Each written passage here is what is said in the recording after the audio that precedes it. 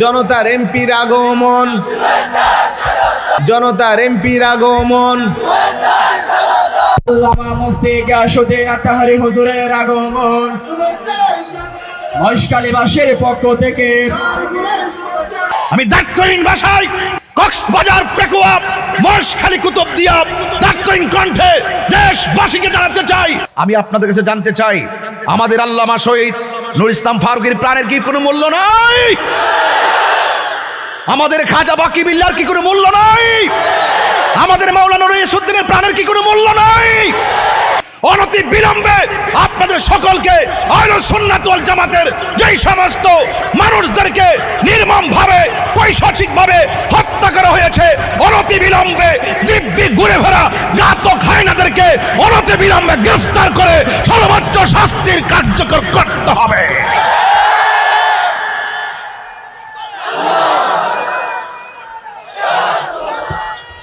আর নাইলে কথা বললেন না কেন? প্রতিবাদ করলেন না কেন? 2 মাস হয়ে যাওয়ার পরও এই পর্যন্ত আপনারা ইসলামী মূল্যবোধের আলোকে একটা কথা সংসদ উত্থাপন করলেন না কেন? আপনারা যদি সকল বাংলাদেশের ইসলাম প্রিয় মানুষদের পক্ষ থেকে ম্যান্ডেট নিয়ে থাকেন, তাইলে মাজার ভাঙলো, এই ব্যাপারে কথা বললেন না কেন? নবীর বিরুদ্ধে কটূক্তি করলো, এই ব্যাপারে কথা বললেন না কেন? রইসউদ্দিনকে হত্যা করলো, এই ব্যাপারে কথা বললেন না কেন?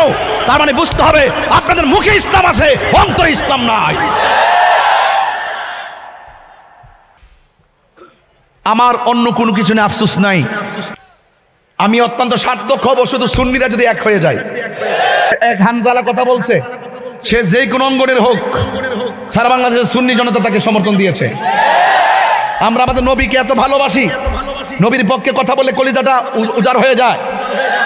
সে কওমীকরণ হতে পারে যখন সে সংসদে দাঁড়াইয়া বলছে যে এই দেশে যারা নবীর বিরুদ্ধে কথা বলবে তাদের সর্বোচ্চ শাস্তির বিধান কার্যকর করতে হবে, এবং দায়িত্বহীন কণ্ঠে বলছে যে আমার নবীকে যারা শেষ নবী মানে না তাদেরকে অমুসলিম ঘোষণা করতে হবে। দায়িত্বহীন ভাষায় বলার পরে আমাদের মন ঠান্ডা হইছে। আমরা এটাই চেয়েছিলাম, আমাদের জীবন তুচ্ছ, মুস্তাফার মহব্বত আমাদের কাছে সবার শ্রেষ্ঠ।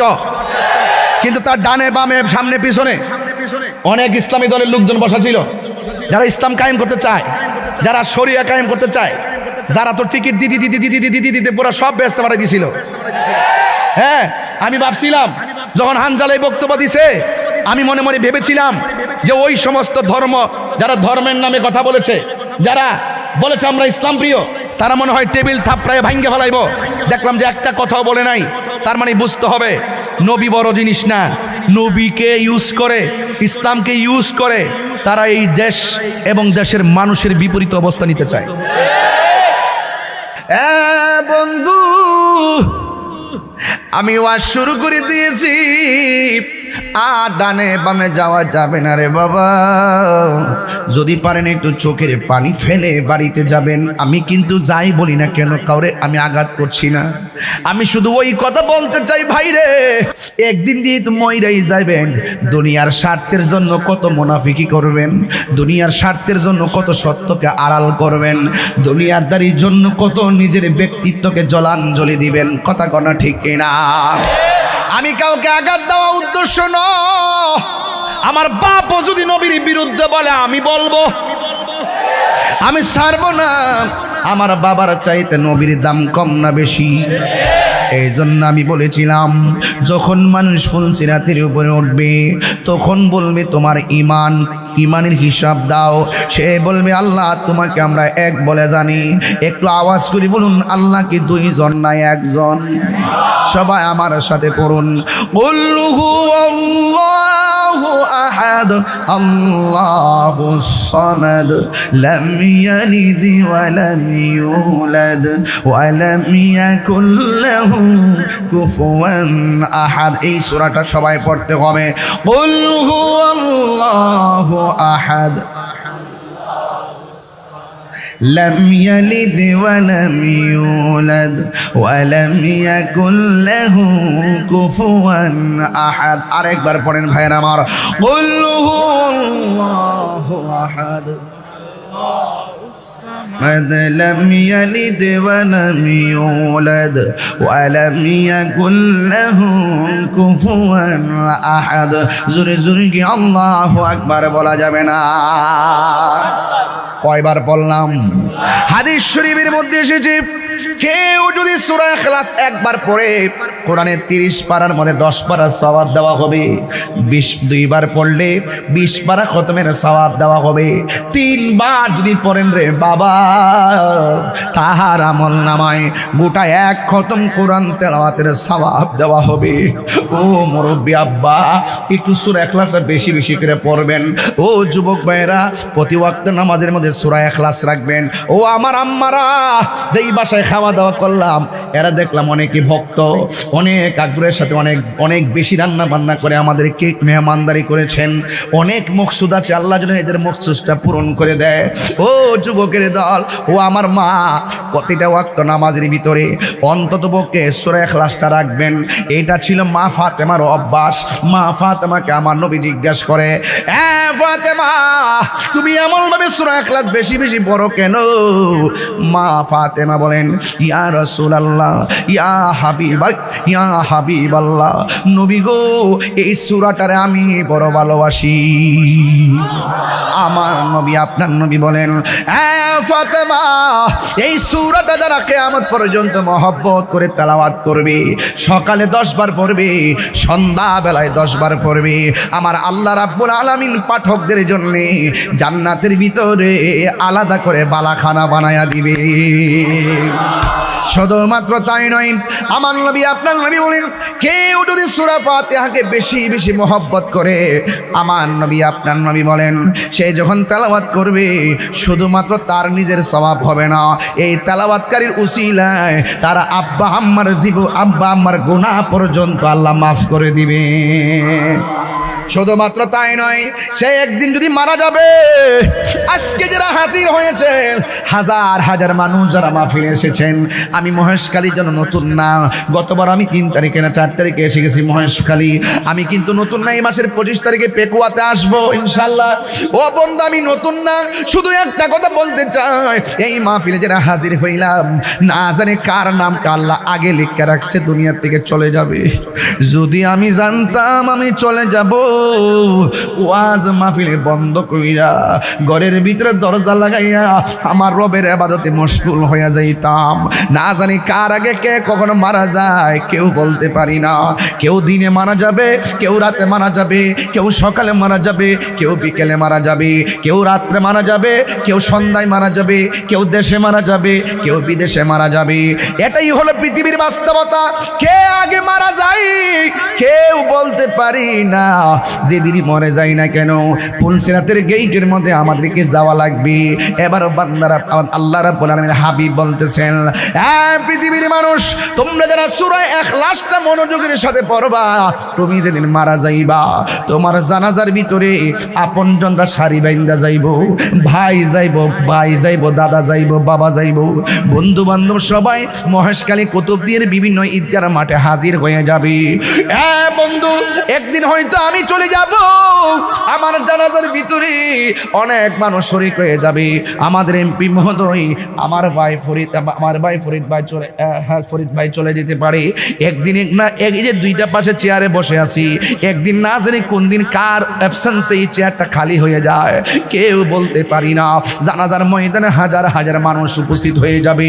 আল্লাহর হাবিব বলে, যারা সূরা ইখলাসকে মহব্বত করে, সূরা ইখলাসকে মহব্বত করার কারণে সে যেদিন মারা যাবে, ওই জানাজার ভিতরে আপনজন সবাই উপস্থিত হবে, কিন্তু সূরা ইখলাসকে যারা মহব্বত করবে, তার জানাজার মধ্যে আসমান থেকে হযরতে জিব্রাইল এবং মিকাইল জানাজার ময়দানে হাজির হয়ে যাবে। আর বড় করে বলেন না সুবহানাল্লাহ। শুধু শুধু কি বুঝেন না, এই 3 বার কি লেগে পড়াইছি? আল্লাহ যদি এই 3 বারের কথাটা কবুল করে, তাইলে আমাদের জীবন ধন্য হয়ে যাবে। আমরা গুনাহগার, ব্যস্ততার কারণে নামাজ পড়ার মতো পড়ি না, রোজা রাখলে রাখার মতো রাখি না, হজ করলে করার মতো করি না। এবার দেখো, গত বছরদিন একটা ফ্লাইট গেল হজের উদ্দেশ্যে, আবার একের পর এক হাজীগণ যাবে মক্কা মদিনার উদ্দেশ্যে। আল্লাহ যেন আমরা সবাই হাজীদের সঙ্গে কবুল করে জোরে গনা আমিন। ওই মুহূর্তে আল্লাহ জিগাইব, ঈমান হিসাব দাও। বান্দা বলবে, আল্লাহ আমরা তোমাকে এক বলে জেনেছি, যদিও তোমার দেখি নাই, না দেখে তোমাকে সেজদা করেছি। আপনারা মহেশখালীর মানুষ জবান খুলে বলেন, সেজদা পাওয়ার মালিককে। আজকে অনেক মানুষ আমরা মাজার পূজারি কয়, কয় কি কয় না, এমন ভাবে আমরা উপস্থাপন করে মনে হয় যেন আমরা মাজার লইয়া ফিরে থাকি, মনে হয় যেন আমরা মাজারে সেজদা করি, মাজারের জন্য সেজদা করি। আসলে কি আমরা মাজারে সেজদা করি না, জিয়ারত করি? জিয়ারত করা কি হারাম না সুন্নত? আরো জোরে করে, হারাম না সুন্নত? আমরা করি জিয়ারত, ওরা বলে আমরা পূজা করি। তাইলে এরা জন্মগতভাবে মিথ্যাবাদী, এরা ১৪ গোষ্ঠী মিথ্যাবাদী হারামজাদারা। সাফার দাঁত ফলাই দেওয়া দরকার বেটা তাদেরকে।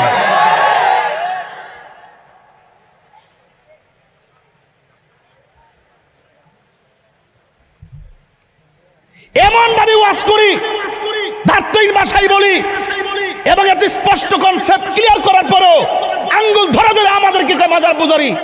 অথচ আমরা দার্থহীন ভাবে শাহজালালের মাজার, শাহপরানের মাজার, গোলাপ শাহের মাজার, আমানত শাহের মাজার, গোলাপ গরিবুল্লাহ শাহের মাজার, বাইজিদ বুস্তামির মাজার, নাসিরউদ্দিন শিববাসানের মাজার, সমস্ত মাজারগুলো আমরা জিয়ারত করি।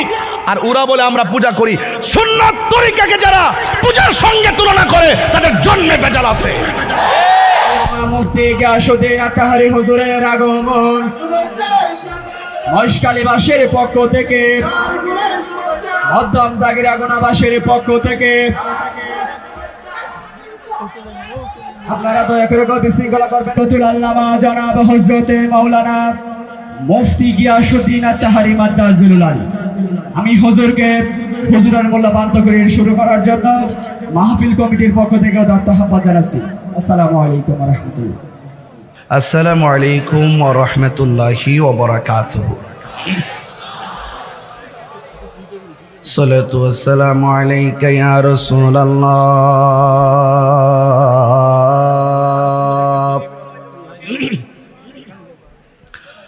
আসসালাতু ওয়াসসালামু আলাইকা ইয়া হাবিবাল্লাহ। আসসালাতু ওয়াসসালামু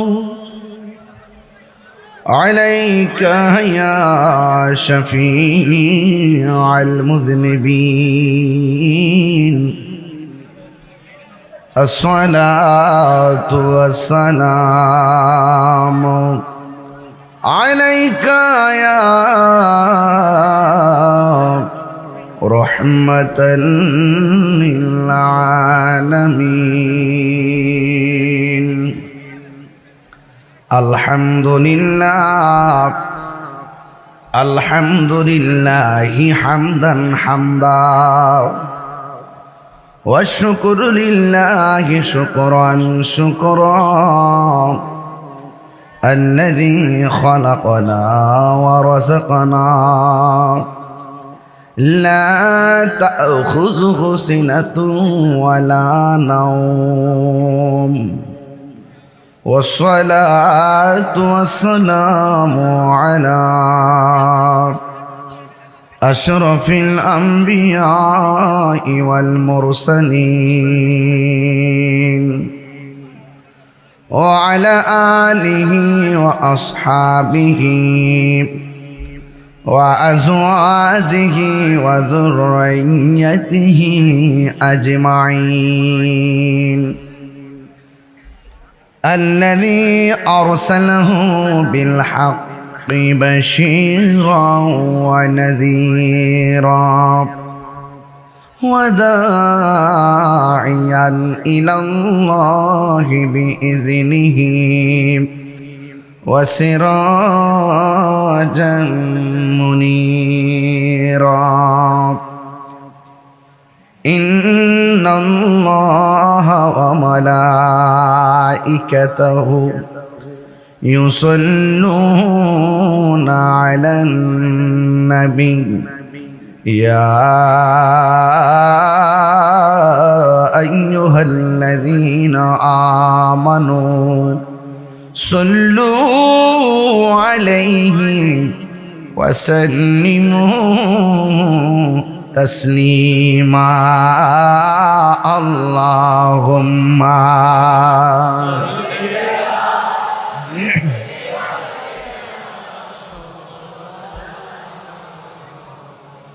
وعلى آل سيدنا দরদ মাকা কণ্ঠে বড়ি আল্লাহুম্মা সাল্লি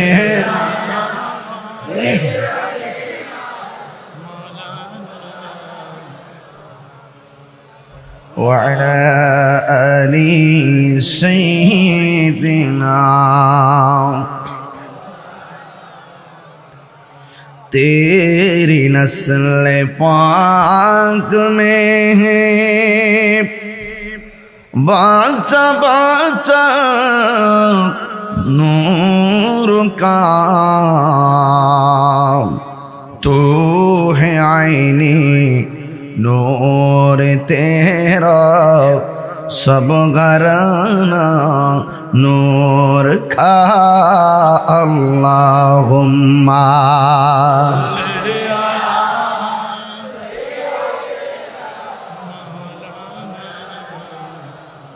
وعلى آل سيدنا হে রাসূল তোমায় ভালোবাসি অন্তর শুধু মুখে না জান্নাতের আশায় নয় হে রাসূল জাহান্নাম কেউ ডরি না তোমায় পাবার আশায় মন ছুটে যাই মদিনায় তোমায় পাবার আশায়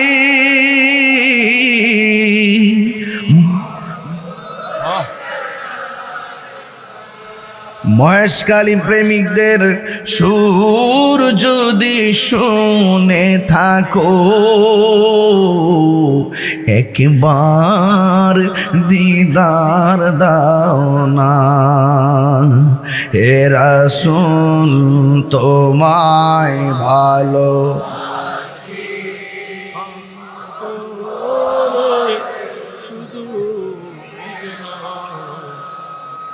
জান্নাতের আশায় নয় হে রাসূল জাহান্নাম কেউ ডরি না জান্নাতের আশায় নয় হে রাসূল জাহান্নাম কেউ ডরি না আল্লাহুম্মা সাল্লি मोहब्बत मौलाना मुहम्मद वाला आली सैयदना मुआज्जज सोम करम মহেশখালী উপজেলার অন্তর্গত বড় মহেশখালী ইউনিয়নস্থ মধ্যম জাগিরা ঘোনা হযরত আবু বকর সিদ্দিক রাদিয়াল্লাহু তাআলা আনহু হযরত ওমর ফারুক রাদিয়াল্লাহু তাআলা আনহু স্মৃতি সংসদের উদ্যোগে আজিমুশান 20তম পবিত্র ঈদে মিলাদুন নবী সাল্লাল্লাহু আলাইহি সাল্লাম মাহফিল ও সুন্নি সমাবেশের সম্মানিত প্রধান অতিথি কক্সবাজার 2 মহেশখালী কুতুবদিয়া মাটি ও মানুষের আস্থাভাজন ব্যক্তি সুন্নি জামাতের অতন্দ্র প্রহরী নির্ভীক সৈনিক স্বাধীনতার সপক্ষে শক্তি এবং দেশদ্রোহী ধর্মদ্রোহীদের বিরুদ্ধে আপোষহীন চেতনার নাম, যিনি সদ্য ত্রয়োদশ জাতীয় সংসদ নির্বাচনে বাংলাদেশ জাতীয়তাবাদী দল থেকে মনোনয়ন পেয়ে আপনাদের দোয়ার সমর্থন ভালোবাসায় তিনি সংসদ সদস্য নির্বাচিত হয়েছেন জনাব আলমগীর মোহাম্মদ মাহফুজুল্লাহ ফরিদ সাহেব। সবাই বলে মারহাবা। প্রধান মেহমান জনাব আসম জাহিদুল হক নাহিদ সাহেব, সাবেক আহ্বায়ক উপজেলা ছাত্রদল মহেশখালী। বিশেষ অতিথি জনাব মোহাম্মদ শহীদুল্লাহ সাহেব, আজকের এই প্রোগ্রামের সম্মানিত সভাপতি জনাব জাহাঙ্গীর আলম সাহেব, এবং আমার পূর্বে যিনি আলোচনা করেছেন আপনাদের এই এলাকার গর্বিত সন্তান সুন্নিয়ত রতন্দ্র প্রহরী, যার মাধ্যমে এই মহেশখালীর প্রোগ্রামগুলো আমি নিয়ে থাকি, অনেক মহব্বত করে আমাকে এবং সুন্নিয়তের জন্য প্রাণ খুলে তিনি খেদমত করেন। আমার পূর্বে দীর্ঘক্ষণ পর্যন্ত আলোচনা করেছেন আল্লামা মুফতি নাসিরউদ্দিন আল কাদরি সাহেব, বারাকাল্লাহু তাআলা ফি হায়াতিহি, সকলে বলে আমিন। বিশেষ বক্তা হযরতুল আল্লামা মাওলানা জাকারিয়া হাবিব কুতুবী সাহেব, শিক্ষক, বড় মহেশখালীর দারুল কোরআন সুন্নিয়া দাখিল মাদ্রাসা। আয়োজনে হযরত আবু বকর ও হযরত উমর রাদিয়াল্লাহু তাআলা আনহুমা স্মৃতি সংসদ। রাত্র প্রায় 11টার উপরে, অনেকক্ষণ সময় লেগেছে এখানে আসতে। বহদ্দার হাট, ওখানে এসে আমি 1.5 ঘন্টা আটকা পড়ছিলাম ফ্লাইওভারের উপরে, অনেকক্ষণ সময়। আর আপনাদের ভালোবাসায় এত দূর থেকে আমি এসেছি।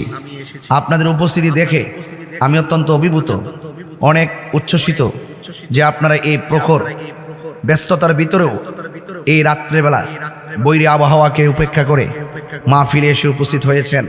শুকরিয়াতান কণ্ঠটাকে উজাড় করে দিয়ে পড়ুন আলহামদুলিল্লাহ। লাখ কোটি দরুদ ও সালাম ওই নবীর নূরানি কদম মুবারকে, যিনি হায়াতুন নবী, নূর ও নবী, গায়েবের খবর দেনেওয়ালা হুজুরপুর নূর সাল্লাল্লাহু আলাইহি ওয়াসাল্লামের উম্মত হিসাবে আল্লাহ পাক আমাদের সকলকে মঞ্জুর করেছেন, কবুল করেছেন। সেই জন্য শুকরিয়াতান সকলে আবারও পড়ি আলহামদুলিল্লাহ। আমি বেশি লম্বা আলোচনা করব না। আমি এখান থেকে আগামীকাল সিলেটে প্রোগ্রাম, অনেক লং জার্নি, এক প্রান্ত থেকে আরেক প্রান্ত, এক বিভাগ থেকে আরেক বিভাগ, এইভাবে প্রতিদিন রাত চলছে। সুন্নতের খেদমত করছি। আহলুস সুন্নাত ওয়াল জামাতের যারা দ্বার্থহীন ভাষায় কথা বলে, তাদের কণ্ঠকে বিগত দিনে রুদ্ধ করার মতন অনেক অপশক্তি এই জমিন থেকে আমাদের আহলুস সুন্নাত ওয়াল জামাতের অনেক আকাবেরদেরকে তারা শেষ করে দিয়েছে। কথা বলে ঠিক না বেঠিক? আমাদের মহেশখালী কুতুবদিয়ার আস্থাভাজন ব্যক্তি আমাদের এমপি মহোদয়কে আমি শুরুতেই একটি কথা বলবো। আপনি নিশ্চয়ই আল্লামা শহীদ ফারুকী রহমতুল্লাহ আলাইহির কথা আপনি জানেন, যিনি মিডিয়া ব্যক্তিত্ব, যিনি কাফেলা অনুষ্ঠানের মাধ্যমে সারা দেশ এবং প্রবাসের অনেক গুরুত্বপূর্ণ জায়গা তিনি মিডিয়ার মাধ্যমে আমাদের সামনে সশরীরে গিয়ে তুলে ধরেছেন। সেই আল্লামা শায়েখ শহীদ নূর ইসলাম ফারুকীকে এক ধরনের অপশক্তি হায়নার গোষ্ঠীরা গলার ভিতরে ঢুকে গলা এবং হাত পা বেঁধে তাকে নৃশংসভাবে গলা কেটে হত্যা করেছে। আজকে দীর্ঘদিন হয়ে গেল, কিন্তু আজ পর্যন্ত আমরা কোনো বিচার পাইনি। আমরা আপনার মাধ্যমে আল্লামা শহীদ ফারুকী রহমতুল্লাহ আলাইহির সুপ্রস্তাব যেন সংসদে উত্থাপিত হয়, সেই প্রস্তাব করছি।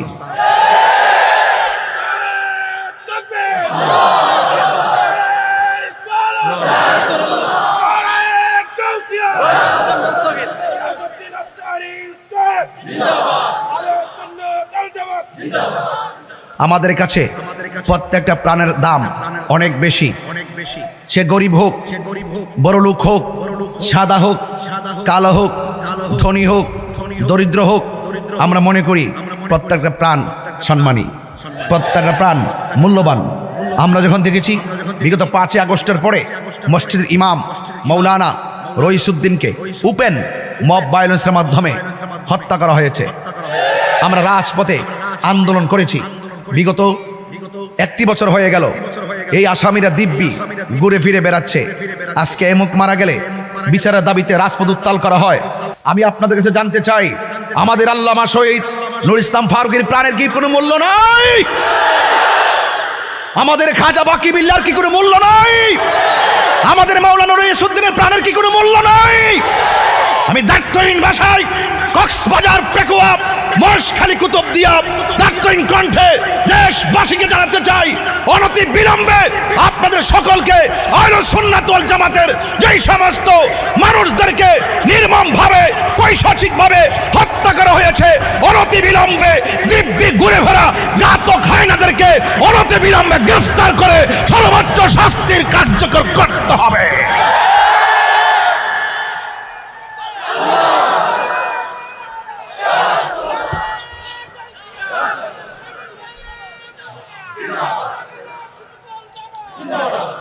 আসুন আগামী 27 এপ্রিল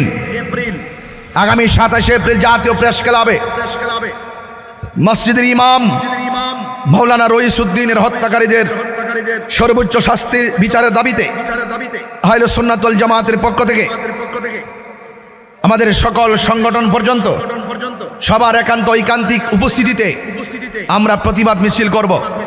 প্রধানমন্ত্রীর বরাবর আমরা স্মারকলিপি দিব এবং আমরা চাই, ওরা কিন্তু এখনো আছে, আজকে হয়তো শহীদ ফারুকীকে তারা মেরে ফেলেছে, রইসউদ্দিনকে মেরে ফেলেছে, এই সমস্ত অপরাধীরা দিব্যি যখন ঘুরে বেড়ায় বুঝতে হবে তারা একদিন সুযোগ পেলে আপনাকেও মেরে ফেলবে। এরা এই দেশের নতুন কেউ না। 47 তাদেরকে কেউ বুঝে নাই, 71 তাদেরকে কেউ বুঝে নাই, 81 তো বুঝে নাই, 86 তো বুঝে নাই, 91 তো বুঝে নাই, 96 তো বুঝে নাই, 25ও বুঝবে না, 38ও বুঝবে না। এরা সব সময় এক শ্রেণীর মানুষ আছে যারা এই দেশের সত্যিকার অর্থে যারা আল্লাহর ওলির পক্ষে কথা বলে, রাসূলুল্লাহর পক্ষে কথা বলে, তারা তাদের কণ্ঠকে রুদ্ধ করতে চায়। আমরা কি আলাদা থাকবো না এক থাকবো? কারা কারা ঐক্যবদ্ধ থেকে কাজ করতে হাত তুলে দেখেন ইনশাআল্লাহ।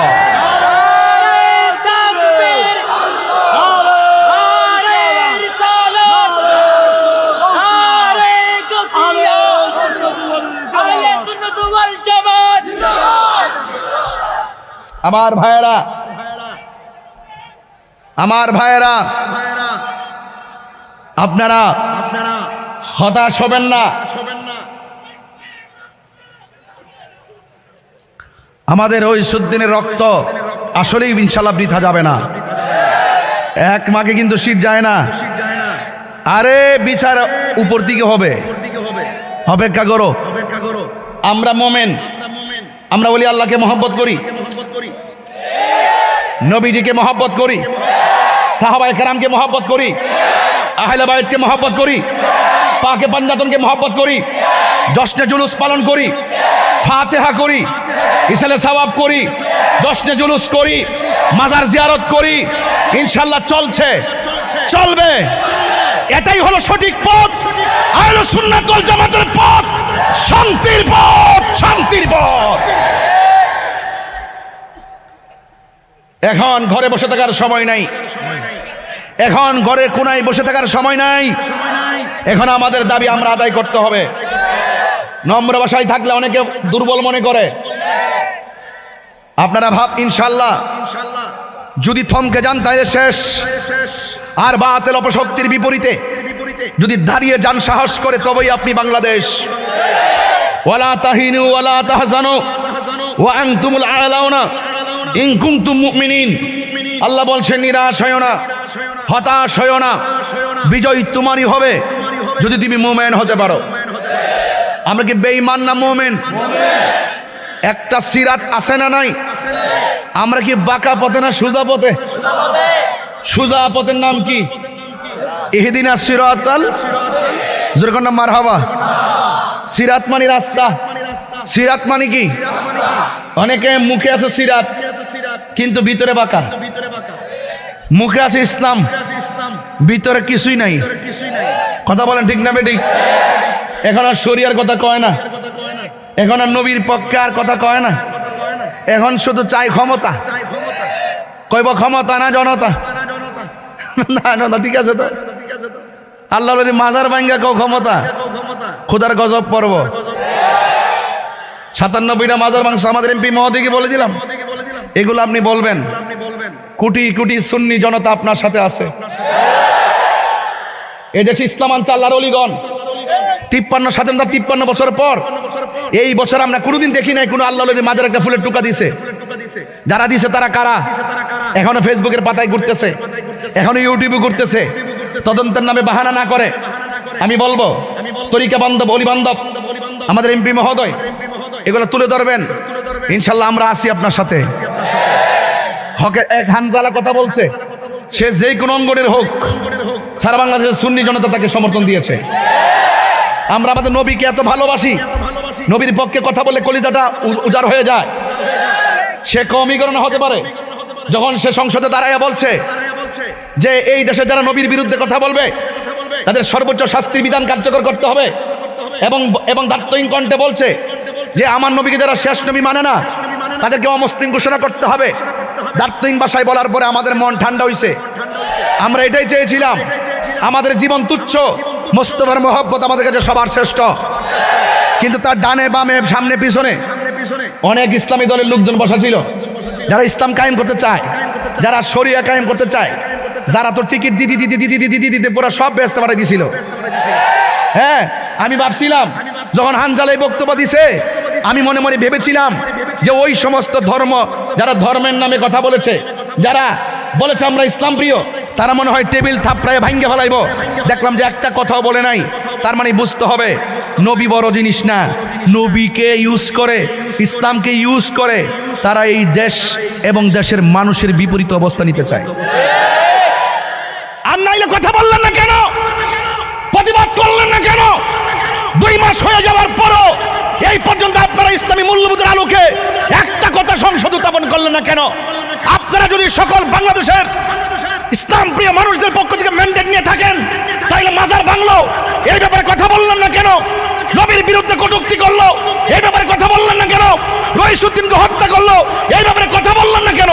তার মানে বুঝতে হবে আপনাদের মুখে ইসলাম আছে, অন্তরে ইসলাম নাই। আমার অন্য কোনো কিছু নিয়ে আফসোস নাই, আমি অত্যন্ত সার্থক হব শুধু সুন্নিরা যদি এক হয়ে যায়। আর কিছু আছে? ইনশাল্লাহ বলেন, ইনশাল্লাহ বলেন। আমার কথায় কেউ রাজনৈতিক গন্ধ খুঁজবেন না, রাজনৈতিক গন্ধ খুঁজবেন না।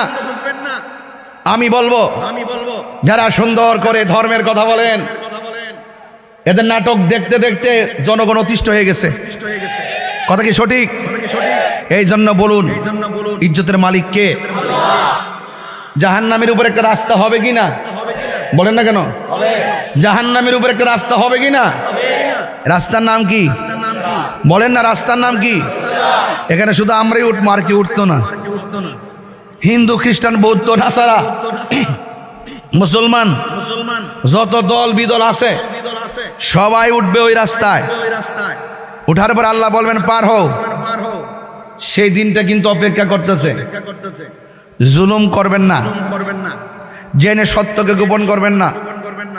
আহলে সুন্নাত ওয়াল জামাতকে মাইনাস ফর্মুলা রেখে যারা মনে করে যে তারা ইসলামী লিজ নিয়ে এসেছে, আমরা একদিন প্রমাণ করব তোমরা ভুয়া। এই জনগণ প্রমাণ করবে তোমরা ভুয়া। কথা বলেন ঠিক কি না? মিষ্টি মধুর কথা বইলা বইলা তলে তলে ষড়যন্ত্র, এগুলো আমরা সব বুঝি। এই জন্য বলেছি কবর শুধুমাত্র প্রথম ঘাট নয়, এই ঘাটের পরে আরো ঘাট আছে। হাসরের ময়দান একটা ঘাট, পুলসিরাত একটা ঘাট। এই পুলসিরাত সাধারণ জিনিস না। এখানে আসার পথে রাস্তা দেখে অনেক খুশি হয়েছি। এদিকে যে ব্রিজের পর্দা রাস্তাগুলো হয়েছে, গতবার এসে তো একটু ঝরাঝন্য পেয়েছিলাম, এবার ডাইরেক্ট চলে এসেছি। খুব সুন্দর রাস্তা, নদীর উপর দেখলাম ব্রিজ, নিচে পানি। কিন্তু আল্লাহ যেদিন ব্রিজটা দাঁড় করাবে, নিচে হবে আগুন। নিচে কি হবে? আগুনের ব্রিজ দেখছেন কোন? পানির উপরে ব্রিজ দেখেছেন, কিন্তু আগুনের উপরে ব্রিজ দেখেন নাই।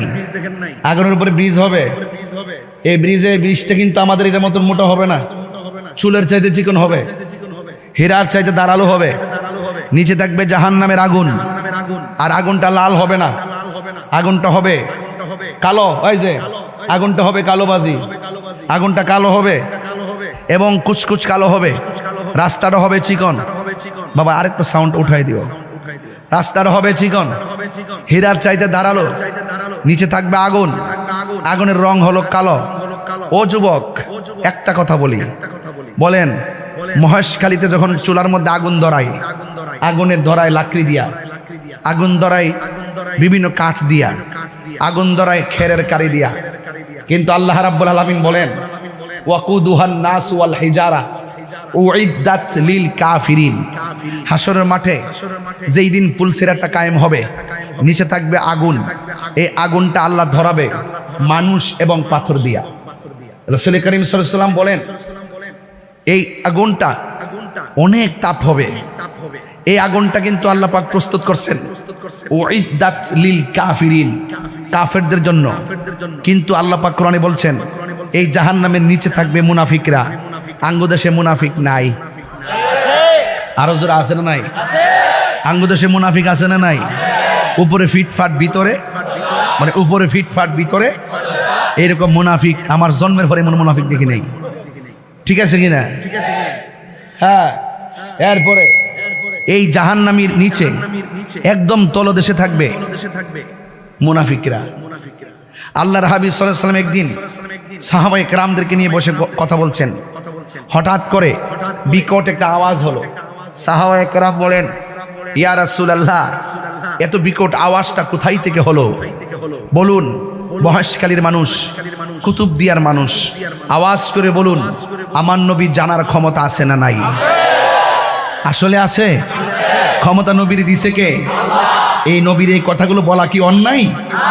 নবীর শান শুনলে সহ্য করতে পারে না এমন অনেক মানুষ আছে। আছে কি না বলেন? আমার যুবক ভাইয়েরা, আমার মহেশখালীর বাবারা, কুতুবদিয়ার বাবারা, কক্সবাজারের বাবারা, পেকুয়ার বাবারা, সবাই আওয়াজ করে বলুন নবীকে এই জানার ক্ষমতা দিয়েছে কে?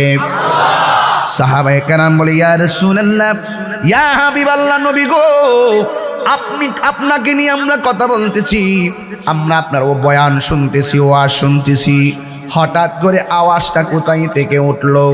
আল্লাহর হাবিব সাল্লাল্লাহু আলাইহি ওয়াসাল্লাম বলেন সাহাবীরা, আজ থেকে প্রায় ৭০,০০০ বছর আগে আমার আল্লাহ এই পৃথিবীটা যত বড় এর চাইতে ৭০ গুণ বড়। আজ থেকে ৭০,০০০ বছর আগে এই পৃথিবীটা যত বড় এর চাইতে ৭০ গুণ বড় একটা পাথর আমার আল্লাহ জাহান্নামের মুখের মধ্যে ছেড়েছে।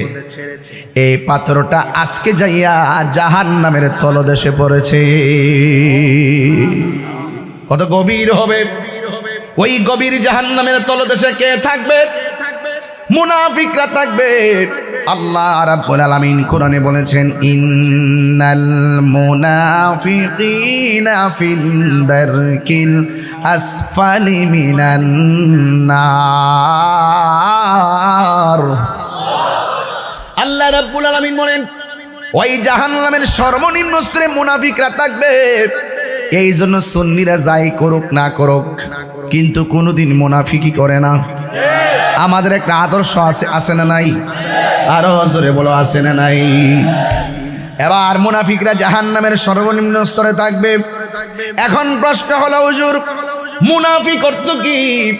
মুনাফিক অর্থ দ্বিমুখী নীতি অবলম্বনকারী। আর মুনাফিক কাকে বলে? যারা দ্বিমুখী নীতি অবলম্বন করে তাদেরকে মুনাফিক বলে। মুনাফিক চিনার উপায় কি? মুনাফিক আমরা চিনবো কেমনে? যারা কথায় কথায় মিথ্যা কথা বলে, ইজা ওয়াদা আখলাফা, যারা ওয়াদা করলে খেলাফ করে, ইজা তুমিনা খানা, যাদের কাছে কোনো আমানত রাখা হলে আমানতের খেয়ানত করে, এরা হলো মুনাফিক। আর একটা হাদিসের মধ্যে পেয়েছি মুনাফিকের আলামত হলো 4টা। 1 নম্বর কথা বললে মিথ্যা বলে। এমন মিথ্যাবাদী আমাদের আছে না নাই? মোবাইলটা হলো মিথ্যার ফ্যাক্টরি। কথা কোন ঠিক না বেঠিক? কথায় কথায় মিথ্যা বলে। আর 2 নম্বর ওয়াদা করলে খেলাফ করে। 3 নম্বর যাদের কাছে আমানত রাখা হলে আমানতের খেয়ানত করে। আর 4 নম্বর হলো তাদের নামাজ রোজা হজ যাকাত যাই করুক না কেন নামাজ পড়লেও বাহাদুরি করে আমি নামাজি। আমি মুসল্লি, হজ করে আয়েকা আমি হাজি।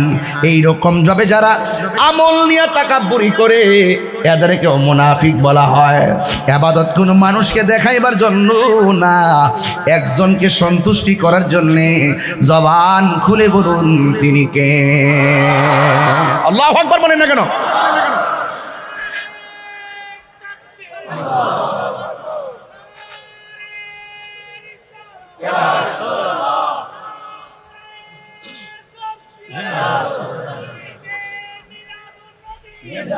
আমার ভাইয়েরা খুব মনোযোগ দিয়ে শোনা লাগবে।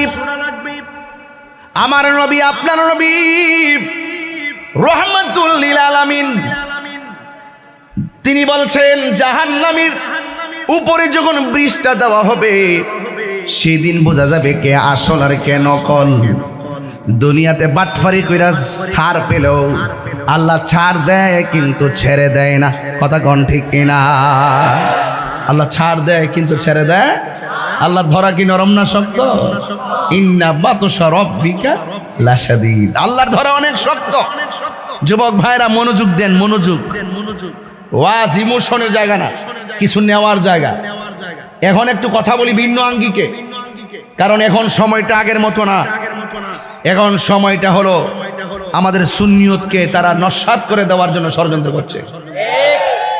কোনোদিন বিক্রি হবেন না, মনে থাকবে তো ইনশাল্লাহ। ভিতরে 7টা ঘাট হবে, 7টা ঘাট। প্রথম ঘাটের মধ্যে আমার আল্লাহ রাব্বুল আলামিন জিজ্ঞেস করবে ঈমান সম্পর্কে।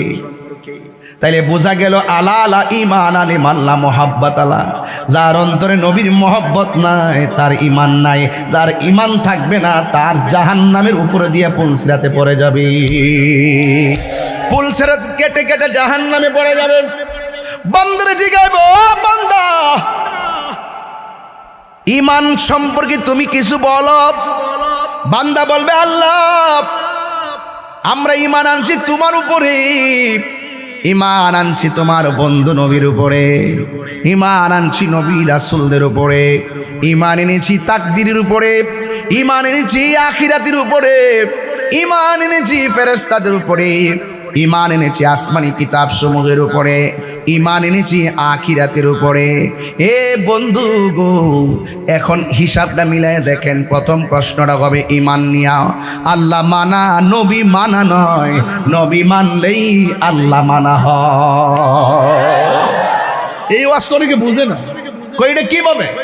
মাইকটা খুব ভালো পড়ছে। তুমি খুশি? খুশি। আমি হচ্ছে মাইক ভালো, মাইকের মালিক খুশি। আমি কি বুঝাতে পেরেছি? শোনা মিয়া, ঠিক আছে? আমি বলছি মাইক ভালো, মাইকের মালিক খুশি। এই কথাগুলো মৌলবীরা বুঝে না, এটা শরীয়তের মৌলবী, এদের মধ্যে কোনো আধ্যাত্মিকতা নাই। হ্যাঁ, আমি বলছি আল্লাহ মানা নবী মানা নয়, নবী মানলেই আল্লাহ মানা হয়। আমি কই না তো, এটা তো আল্লাহ কয় ইন কুনতুম তুহিব্বুনাল্লাহ ফাত্তাবিউনি ইউহিব্বুকুমুল্লাহ ওয়া ইয়াগফির লাকুম যুনুবাকুম ওয়াল্লাহু গফুরুর রহিম। ও বন্ধু, আপনাকে যারা ভালোবাসবে সে যেন আমাকে ভালোবাসলো। আমাকে যদি ভালোবাসে আমি আল্লাহ তাদের জীবনের গুনাহগুলো মাফ করে দিব।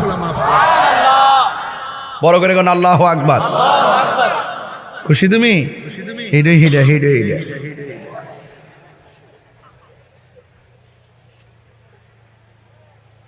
আপনারা বুঝতে পারছেন আমার কথা? কবরে গেলে সব কিন্তু শেষ হয়ে যাবে। কোনো বাহাদুরি চলবে? কথা কন না, কোনো বাহাদুরি চলবে? চলবে না। আহা, হারিয়ে যাব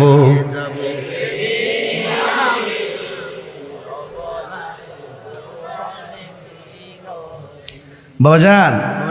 আমাকে কত কষ্ট দেয়, আমাকে কত হুমকি দেয়, কত মামলা টামলা কইরা উদাই লইছে। আমি বলছি 100 যা মন চা তা করো, তবে ধরার আগে বুঝা ধরো। এটা ব্রাহ্মণবাড়িয়া কয়ে দিছি, আলহামদুলিল্লাহ। অন্যায় যেহেতু করি নাই, অপরাধ যেহেতু করি নাই, অবশ্যই হিম্মত নিয়ে কিছু কথা বলবো, তারপরে হবে হিসাব।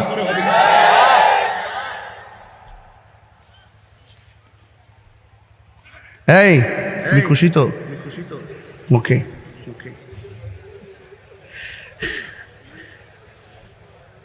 নবী রে বাবা, নবীর শানটা গাইলে অনেকের আগুন লাগে। আর আমরা সুন্নিরা যখন নবীর শানটা গাই, ভিতরটা আলোকিত হয়ে যায়। এবার দেখলাম পয়লা বৈশাখ উপলক্ষে কি সুন্দর হুজুররা হাতের মধ্যে তসবি তসবি লইয়া পান্তাবাদ ইলিশ মাছ খাইতেছে। কইটা সংস্কৃতি, সংস্কৃতি।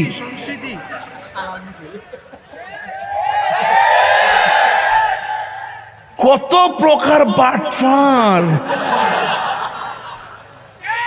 আর আমরা যখন সবে বরাতে হালুয়া রুটি খাই, ঈদে মিলাদুন্নবীর জশ্নে জুলুস যখন করি, তারপরে বিতরণ করি, নবীর শান গাই, মিলাদ কিয়াম করি, তখন ঈদের তারা বেদাতের ফতোয়া দেয়।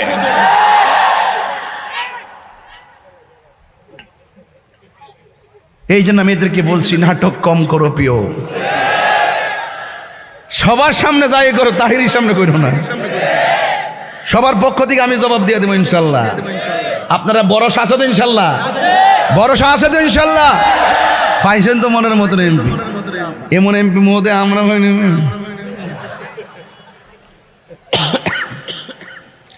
সুন্নিয়ত এটা শান্তির পথ, এটা সৌভাগ্যের পথ, এটাই সঠিক।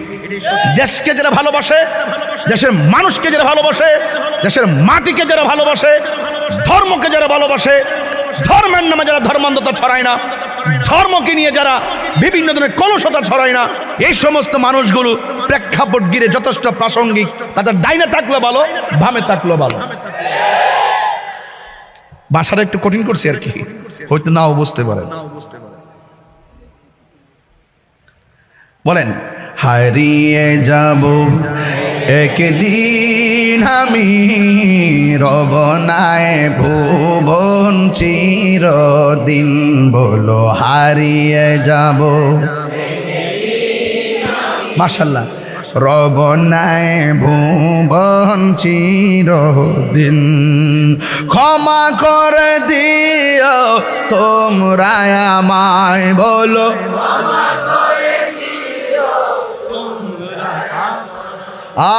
ভুল করে থাকো যদি কোনো দিন, হারিয়ে যাব একদিন আমি, রব নাই ভুবন চিরদিন।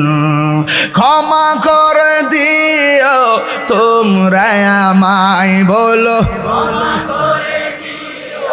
তোমরা আমায়, ভুল করে তাকে যদি কোনো দিন, হারিয়ে যাব আর রব নাই ভুবন চিরদিন।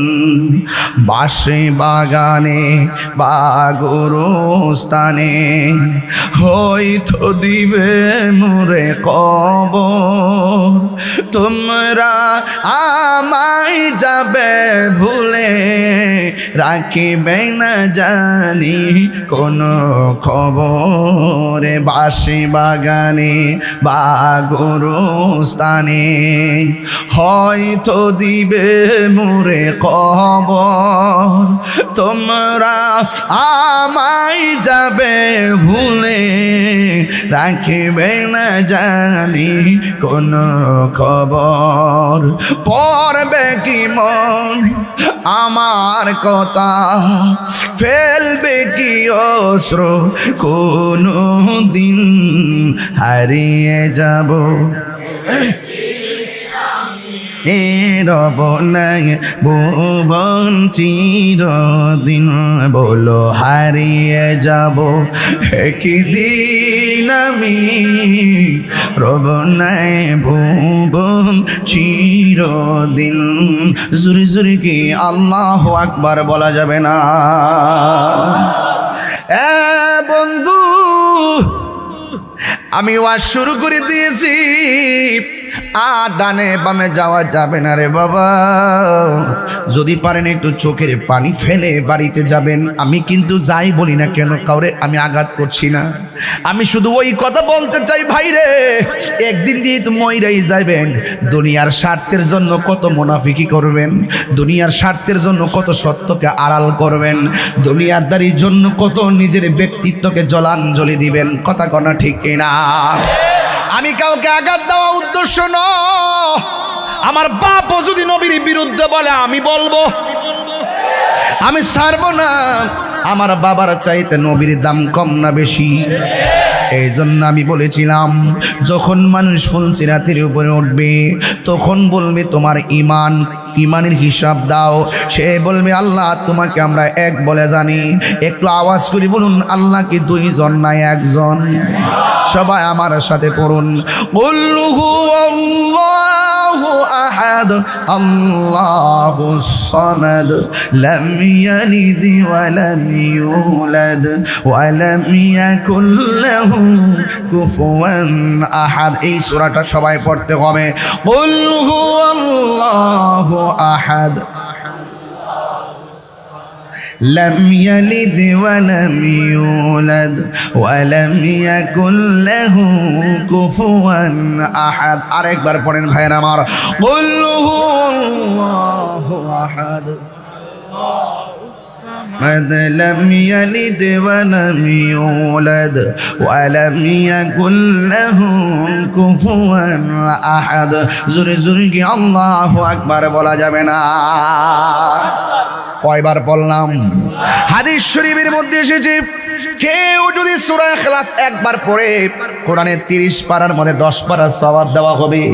22 বার পড়লে 20 পারা খতমের সওয়াব দেওয়া হবে। 3 বার যদি পড়েন রে বাবা, তাহার আমল নামায় গোটা এক খতম কোরআন তেলাওয়াতের সওয়াব দেওয়া হবে। ও মুরব্বি আব্বা, একটু সূরা ইখলাসটা বেশি বেশি করে পড়বেন। ও যুবক ভাইরা, প্রতি ওয়াক্ত নামাজের মধ্যে সূরা ইখলাস রাখবেন। ও আমার আম্মারা, যেই বাসায় খাওয়া দাওয়া করলাম, এরা দেখলাম অনেকে ভক্ত, অনেক আগ্রহের সাথে অনেক বেশি রান্না বান্না করে আমাদেরকে মেহমানদারি করেছেন। অনেক মকসুদ আছে, আল্লাহ যেন এদের মকসুদটা পূরণ করে দেয়। ও যুবকের দল, ও আমার মা, প্রতিটা ওয়াক্ত নামাজের ভিতরে অন্তত পক্ষে সূরা ইখলাসটা রাখবেন। এটা ছিল মা ফাতেমার অভ্যাস। মা ফাতেমাকে আমার নবী জিজ্ঞাসা করে, ফাতেমা, তুমি এমনভাবে সূরা ইখলাস বেশি বেশি পড়ো কেন? মা ফাতেমা বলেন, ইয়া রাসূলুল্লাহ, ইয়া হাবিবাল্লাহ, নবী গো, এই সূরাটারে আমি বড় ভালোবাসি। আমার নবী, আপনার নবী বলেন, ফাতেমা, এই সূরাটা যারা কিয়ামত পর্যন্ত মহব্বত করে তেলাওয়াত করবে, সকালে 10 বার পড়বে, সন্ধ্যা বেলায় 10 বার পড়বে, আমার আল্লাহ রাব্বুল আলামিন পাঠকদের জন্য জান্নাতের ভিতরে আলাদা করে বালাখানা বানায়া দিবে। শুধুমাত্র তাই নয়, আমার নবী, আপনার নবী বলেন, কেউ যদি সূরা ফাতিহাকে বেশি বেশি মহব্বত করে, আমার নবী, আপনার নবী বলেন, সে যখন তেলাওয়াত করবে শুধুমাত্র তার নিজের সওয়াব হবে না, এই তেলাওয়াতকারীর উসিলায় তার আব্বা আম্মার গুনাহ পর্যন্ত আল্লাহ মাফ করে দিবে।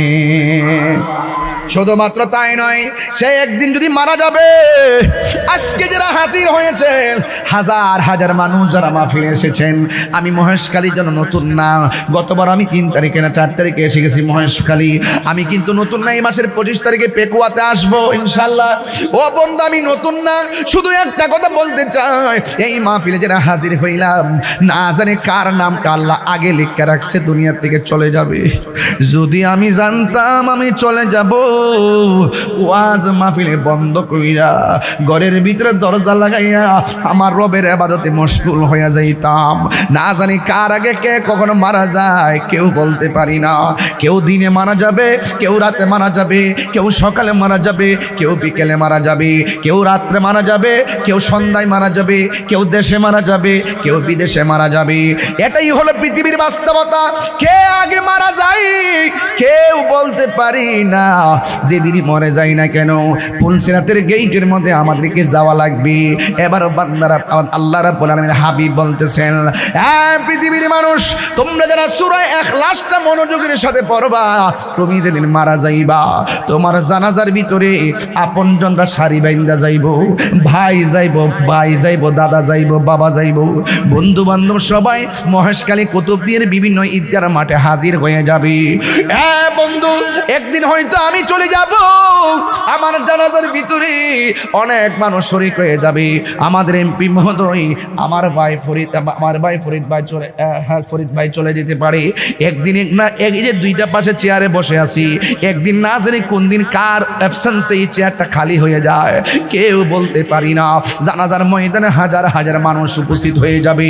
আল্লাহর হাবিব বলে, যারা সূরা ইখলাসকে মহব্বত করে, সূরা ইখলাসকে মহব্বত করার কারণে সে যেদিন মারা যাবে ওই জানাজার ভিতরে আপনজন সবাই উপস্থিত হবে, কিন্তু সূরা ইখলাসকে যারা মহব্বত করবে তার জানাজার মধ্যে আসমান থেকে হযরতে জিব্রাইল এবং মিকাইল জানাজার ময়দানে হাজির হয়ে যাবে। আর বড় করে বলেন না সুবহানাল্লাহ। শুধু শুধু কি বুঝেন না, এই তিনবার কি লেগে পড়াইছি। আল্লাহ যদি এই তিনবারের কথাটা কবুল করে তাইলে আমাদের জীবন ধন্য হয়ে যাবে। আমরা গুনাহগার, ব্যস্ততার কারণে নামাজ পড়ার মতো পড়ি না, রোজা রাখলে রাখার মতো রাখি না, হজ করলে করার মতো করি না। এবার দেখো গত পরশুদিন একটা ফ্লাইট গেল হজের উদ্দেশ্যে, আবার একের পর এক হাজীগণ যাবে মক্কা মদিনার উদ্দেশ্যে। আল্লাহ যেন আমরা সবাই হাজীদের সঙ্গে কবুল করে জোরে গনা আমিন। ওই মুহূর্তে আল্লাহ জিগাইব, ঈমান হিসাব দাও। বান্দা বলবে, আল্লাহ আমরা তোমাকে এক বলে জেনেছি, যদিও তোমার দেখি নাই, না দেখে তোমাকে সেজদা করেছি। আপনার মহেশখালীর মানুষ জবান কইলে বলেন, সেজদা পাওয়ার মালিককে। আজকে অনেক মানুষ আমরা মাজার পূজারি কয় কি কয় না, এমন ভাবে আমরা উপস্থাপন করে মনে হয় যেন আমরা মাজার লইয়া পড়ে থাকি, মনে হয় যেন আমরা মাজারে সেজদা করি, মাজারের জন্য সেজদা করি। আসলে কি আমরা মাজারে সেজদা করি না, জিয়ারত করি? জিয়ারত করা কি হারাম না সুন্নত? আরো জোরে করে, হারাম না সুন্নত? আমরা করি জিয়ারত, ওরা বলে আমরা পূজা করি। তাইলে এরা জন্মগতভাবে মিথ্যাবাদী, এরা ১৪ গোষ্ঠী মিথ্যাবাদী, হারামজাদারা। সাফার দাঁত ফলাই দেওয়া দরকার বেটা তাদেরকে।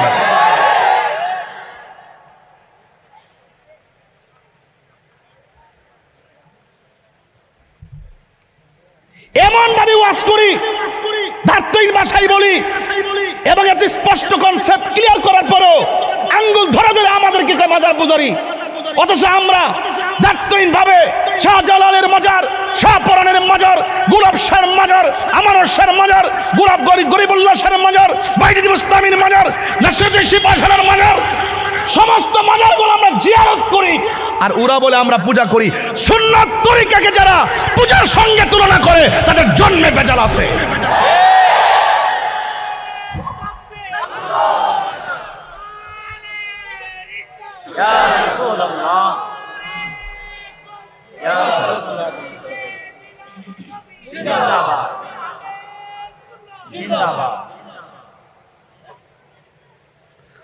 আমার কথা কি রাগ করছেন আপনারা? সুন্নতকে কি কেউ হারাম কইতে পারবো? যেই ব্যক্তি নবীর সুন্নতকে অবজ্ঞা করে তার কি ঈমান আছে? আমি বুঝছি ফতোয়া দিছি, ফতোয়া তাহিরি ফাললে উল্টা। তোর ১৪ গোষ্ঠী লই আমার সামনে বাড়া কিছু কই না দিক্কা।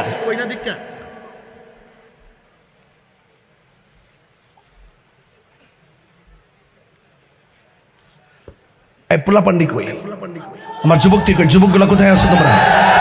তোমরা আসো কিনা বলো? আমরা কি পূজা করি না জিয়ারত করি?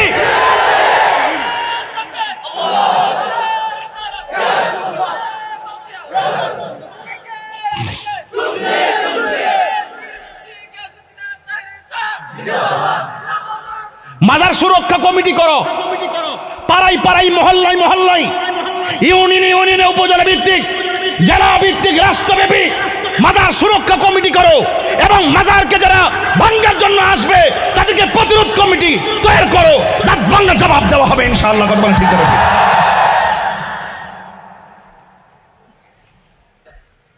বেটা এত সুন্দর ওয়াজ করতেছি আর আমরার কয় মাজার হলো। কমেন্টসের মধ্যে লেখে তাহিরি নামটা উল্লেখ করে রাখো। ভাগ্য ভালো যে কমেন্টসে সামনে আইলে একটা কফি খাওয়াই দিলাম। কয়টা বাজারে দেখছেন? হ্যাঁ বেশি লম্বা হয়েছে গা ওয়াজকে, বেশি লম্বা হয়ে যেতেছে।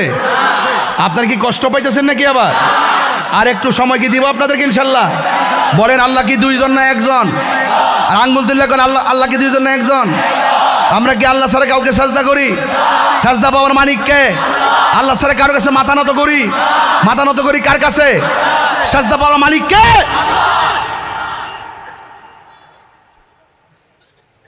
বান্দা বলবে আল্লাহ আমরা তোমাকে না দেখে বিশ্বাস করছি। সুবহানাল্লাহ কোন কি লিগা? এবার বলেন ফুলছেড়া ঘাটের মধ্যে কি আটকাবার কিছু আছে? 2 নম্বর আমরা নবী রাসূলকে বিশ্বাস করি, আখিরাতকে বিশ্বাস করি, ইমানে আরকান আমরা সব আরশাজিমকে বিশ্বাস করি, আখিরাতকে বিশ্বাস করি, তাকদীরকে বিশ্বাস করি, আসমানি কিতাবকে বিশ্বাস করি, এরপরে ফেরেশতাকে বিশ্বাস করি, নবী রাসূলকে বিশ্বাস করি এবং আপনার উপর আমরা নিরঙ্কুশ ঈমান এনেছি।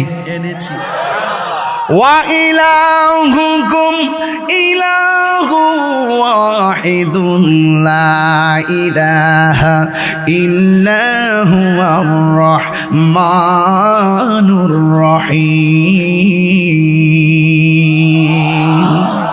আল্লাহ হলো একজন, তিনি ব্যতীত কোনো ইলাহ নাই।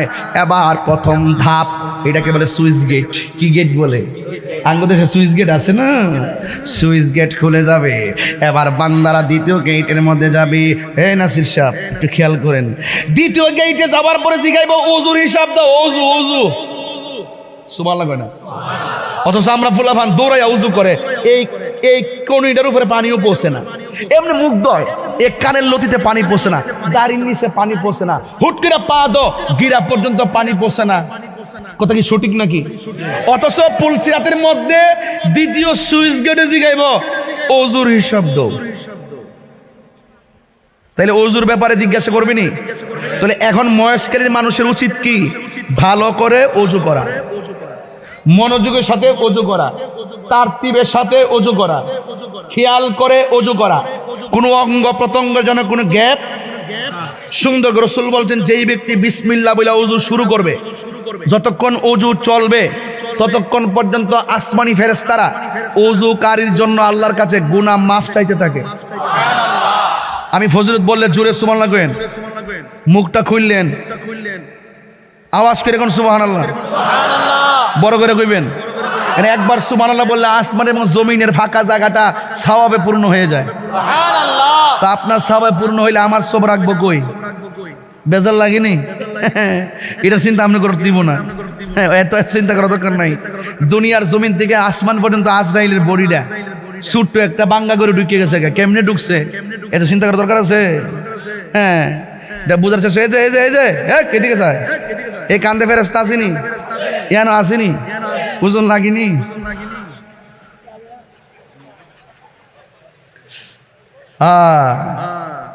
খাঁচার ভেতর অচিন পাখি কেমনে আসে যায়, খাঁচার ভেতর অচিন পাখি কেমনে আসে যায়, তারে ধরতে পারলে মন বেড়ি, তারে ধরতে পারলে মন বেড়ি দিতাম পাখির পায় কেমনে আসে যায়। এই জোরে, খাঁচার ভেতর অচিন পাখি কেমনে আসে যায়।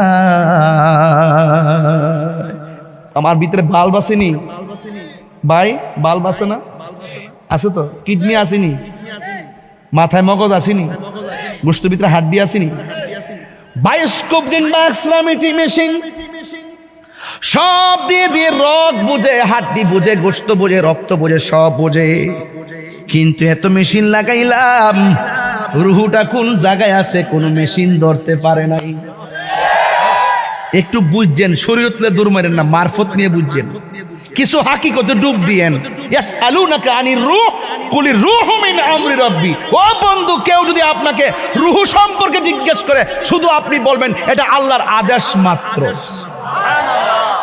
বাকিটা বললাম না আর কি, বুঝতো না তো, ফেস লাগাই লেবে। মূল কথা তো কই না ওয়াজে, শুধু স্বাভাবিক ওয়াজে না করি।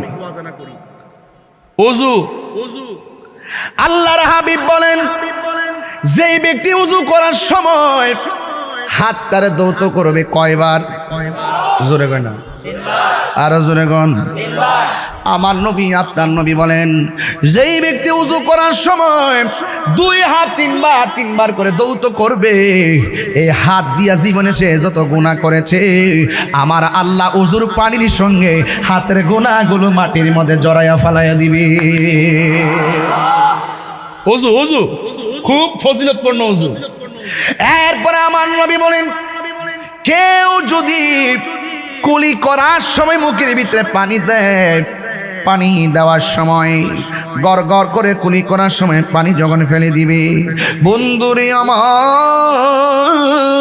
ও মহেশকালীর বাবা, ও কুতুবদিয়ার বাবা, এবার আমার নবী, আপনার নবী বলেন, এই মুখের ভিতরে গড় গড় করে পানি ফেলবে, এই মুখ দিয়া সে জীবনে যত গুনাহ করেছে, আমার আল্লাহ ওযুর পানির সঙ্গে মুখের গুনাহগুলো মাটিতে ফেলে দিবে। এরপরে হাত দৌত করবে। আল্লাহর হাবিব বলেন, মুখমণ্ডল দৌত করবি, এই চোখ দিয়া যত গুনাহ করেছে, আল্লাহ রাব্বুল আলামিন এই চোখের গুনাহগুলো পানির সঙ্গে ফেলে দিবে। শুধুমাত্র তাই নয়, ওযু করার সময় থুতনির গোড়া থেকে, চুলের গোড়া থেকে, কানের লতি থেকে, আঙ্গুল থেকে, পায়ের আঙ্গুল থেকে যেই ফুটাটা ঝরবে, লাস্টের যেই ফুটাটা ঝরবে, এই ফুটার সাথে আমার আল্লাহ অল বডির গুনাহগুলো মাটিতে ফেলে দিবে। এরপরে এখানে সীমাবদ্ধ নয়, আল্লাহর হাবিব সাল্লাল্লাহু আলাইহি ওয়াসাল্লাম বলেন, ওযু করার সময় যখন বান্দা আসমানের দিকে তাকাইয়া কালিমায়ে শাহাদা পড়বে, আল্লাহ রাব্বুল আলামিন তার জন্য 8টা জান্নাতের দরজা খুলে দিবে। আর আল্লাহু আকবার। আমার যুবক ভাইয়েরা, আমার মুরব্বী বাবাজিরাও, অনুরোধ করে বলি, 2 নম্বর হলো ওযু, 3 নম্বর হলো নামাজ। আপনারা জবান খুলে বলুন, সেই নামাজ আমরা চাই কি চাই না? আর জোরে বলো, চাই কি চাই না? নামাজ পড়বেন, হুজুরি কলবে নামাজ পড়বেন, নামাজ পড়া জান্নাতে যাবে, আবার নামাজ পড়া মানুষ জাহান্নামে যাবে। আমিলাতুন নাসিবাতুন তাসলা নারান হামিয়া, গাট্টি গাট্টি পরিমাণ আমল কইরাও দুজকের মধ্যে যাবে। কারা জানেননি? এখন আপনাদেরকে সহজে বুঝবেন। নবীর মনে কষ্ট দিয়া নামাজ পড়লে লাভ হবে নি, মা বাবার মনে কষ্ট দিয়া নামাজ পড়লে লাভ হবে নি।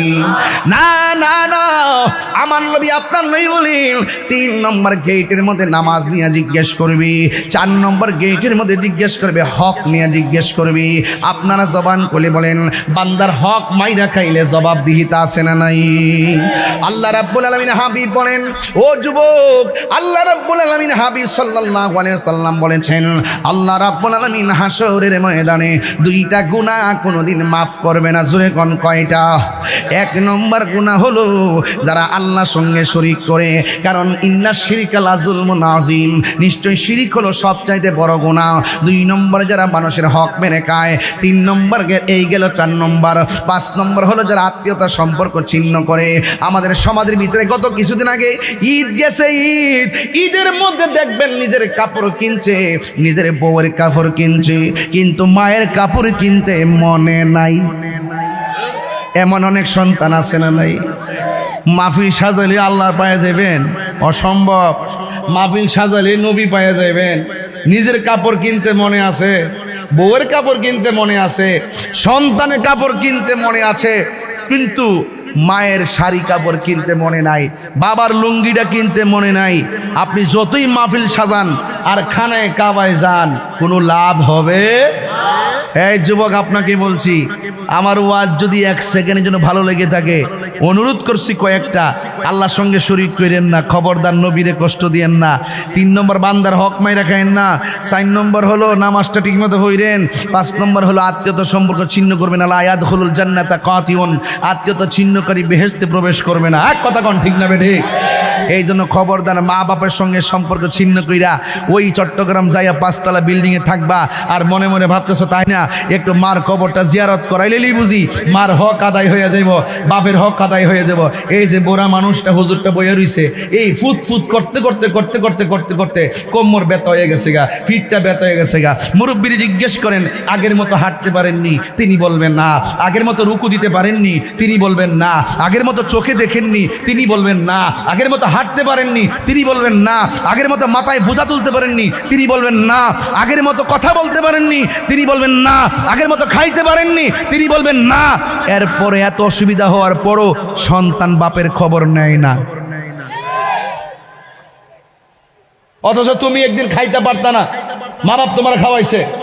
একবার তুমি চলতে পারতা না, মা বাপ তোমাকে চলা শিখাইছে। 1 টাকা রুজি করতা না, তোমাকে মা বাপ ছোট থেকে বড় করতে করতে সর্বোচ্চ শিক্ষা পর্যন্ত দিছে। আর সেই মা যখন দুর্বল হয়ে গেল, সেই বাপটা যখন দুর্বল হয়ে গেল, তখন বুড়া বেটা আর বুড়া বেটি বলে গালি দাও। মা বাবা অসুস্থ নিয়ে পড়ে থাকে, তুমি খবর পর্যন্ত নেও না। আল্লাহর কসম করে বলি, যেই সন্তান মা বাপরে কষ্ট দিবে, তার নামাজ রোজা এমনকি হজে গেল লাভ হবে না।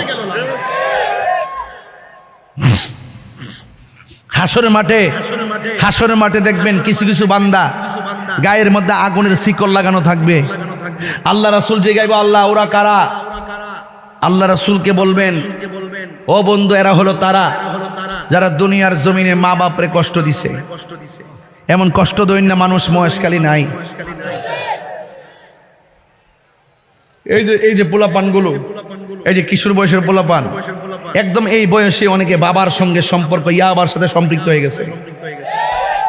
আপনি জানেন, আমি পাগলের মতো হয়ে যেতেছি যখন দেখি যে একদম যেই ছেলেগুলো পড়ার টেবিলে থাকবে, এই ছেলেগুলো যখন 7, 8টা 10টা মিলে ব্রিজে বৈশা বৈশা শর্ট প্যান্ট পয়রা পয়রা ঘুরে, তখন মনে মনে আমি চিন্তা করি, তার মা বাপ এই সন্তান দিয়ে কি আশা করতে পারে?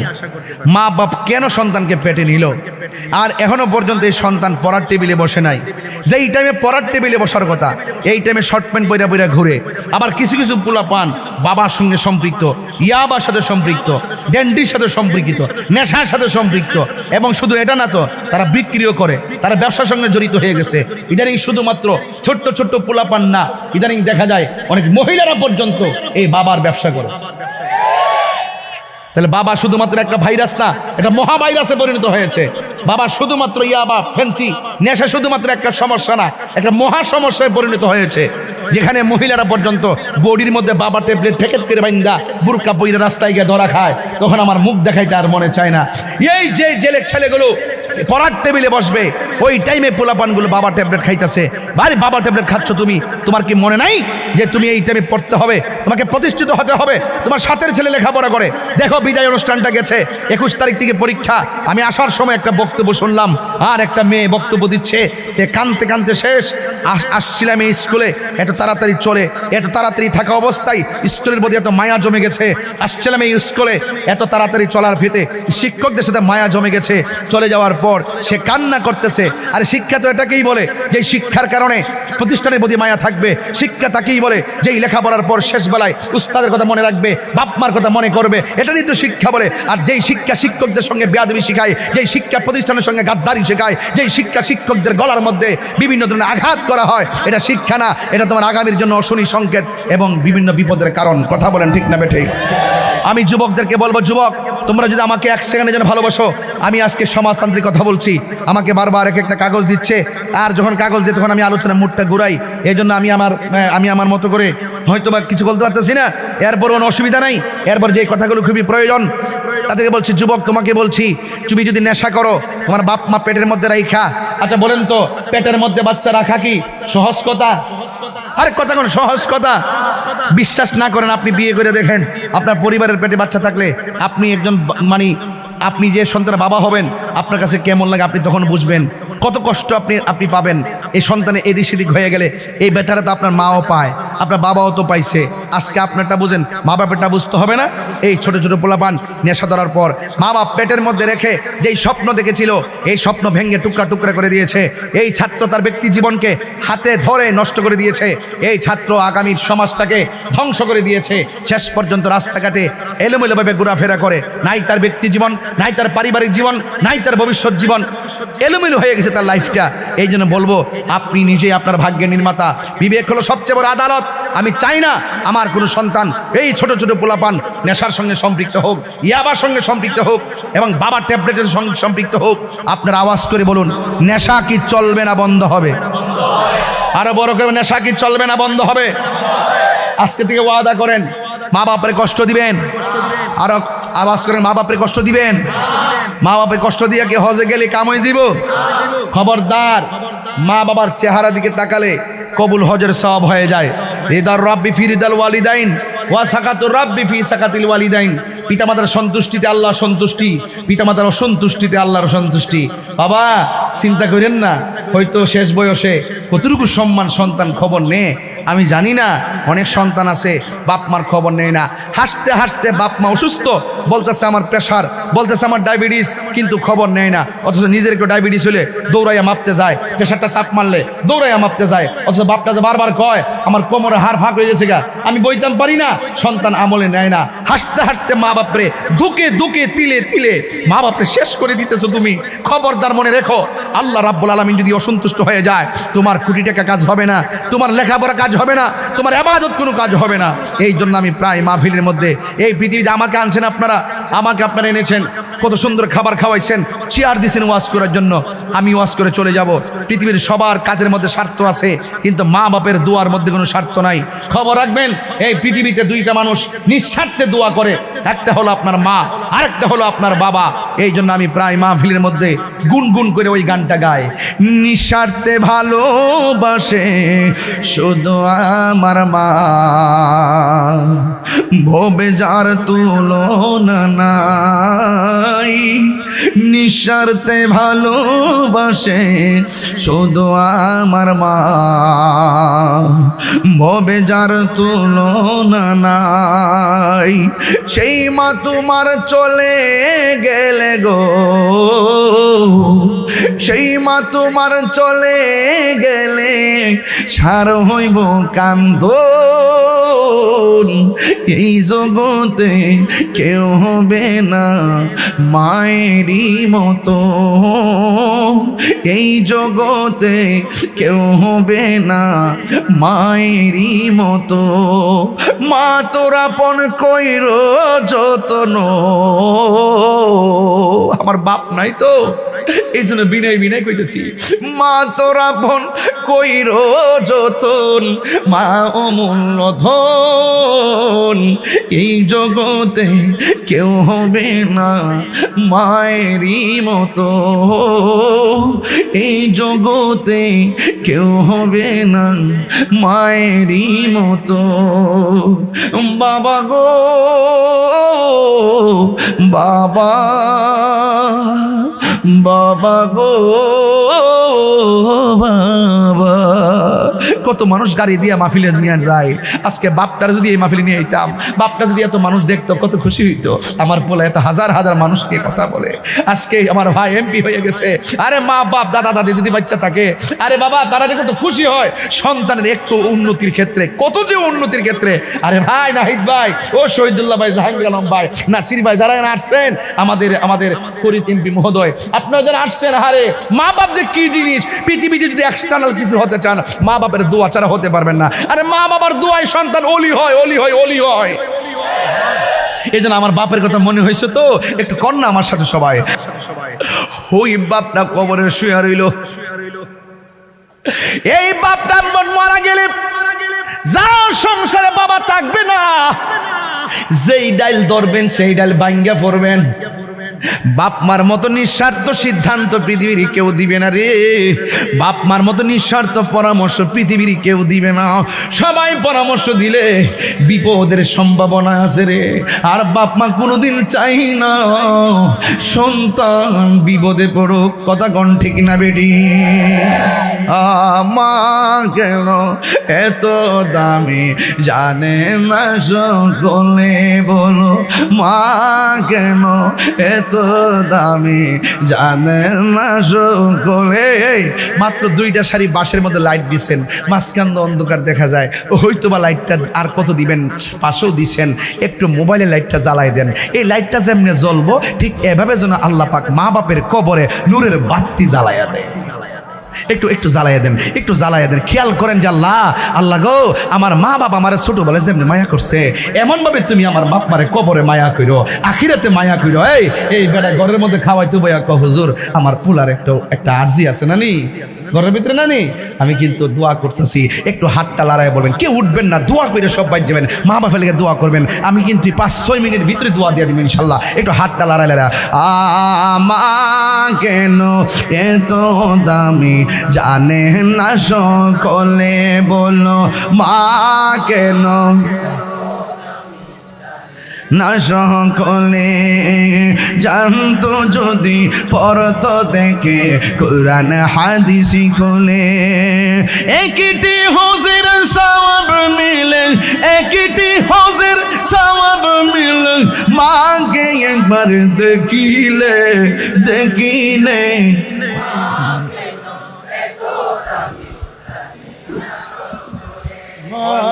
মা কেন এত দামি সকলে।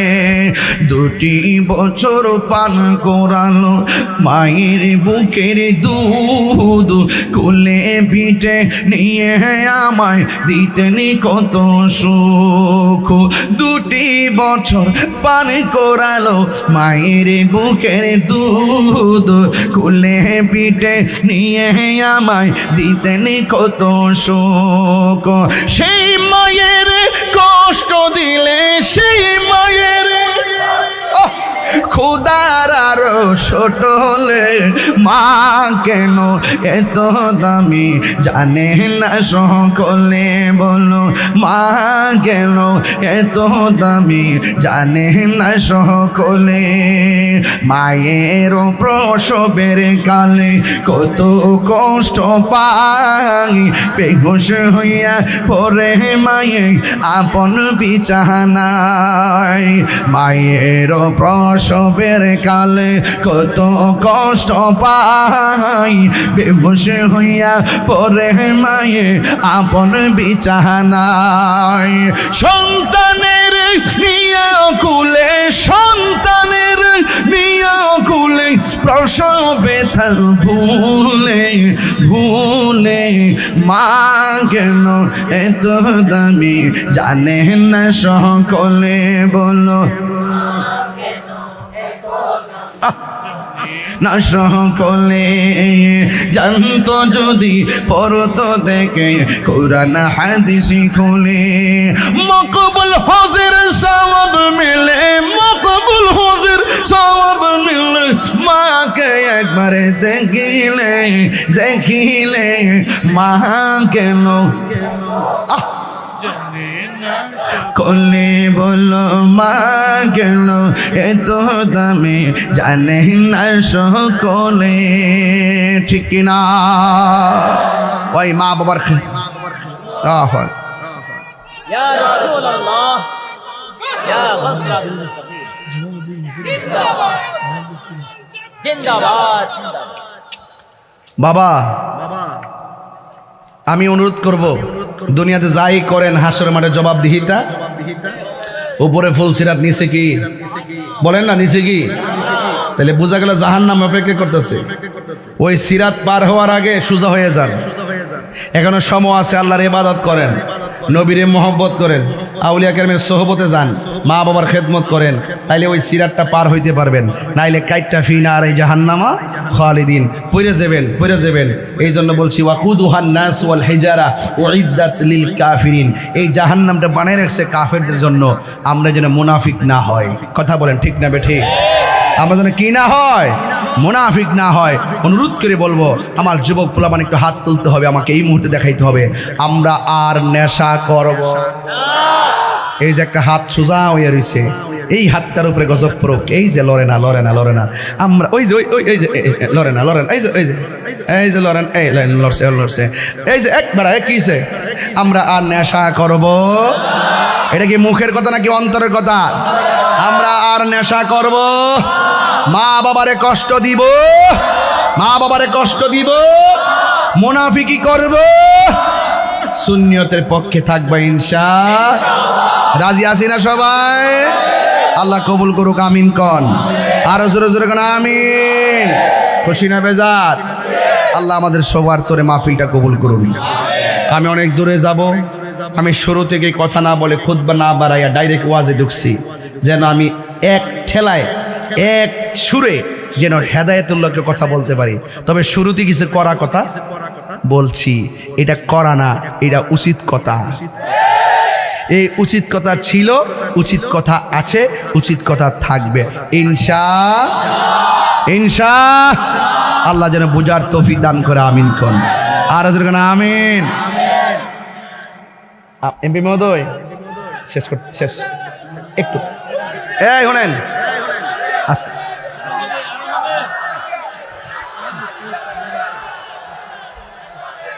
মানে বুঝতে পারছি আপনারা হলেন নাসুর বান্দা। খুশি না বেজার? তাইলে ওয়াজ, আজকের ওয়াজ বিষয় কি ছিল? হাসর মাঠের জবাবদিহিতা আছে, জবাবদিহিতা আছে। এই জবাবদিহিতার খেয়াল করে আমাদের পথ চলতে হবে। কেউ যেন ডলার খাওয়ায় কালার ফাল্টাইতে না পারে। মনে থাকবে ইনশাল্লাহ। বান্ডেল বড় না ইমান বড়? কতক্ষণ কিসব কি বড়? ইমান বড়। চলছে ধর্ম নিয়া বাড়াবাড়ি, আগুন ইমানের বাজারে। থাইকে হুঁশিয়ারে মুমিন, থাইকে হুঁশিয়ারে। উম্মত হবে 73 দল, 72 দল যাইবেরে তল।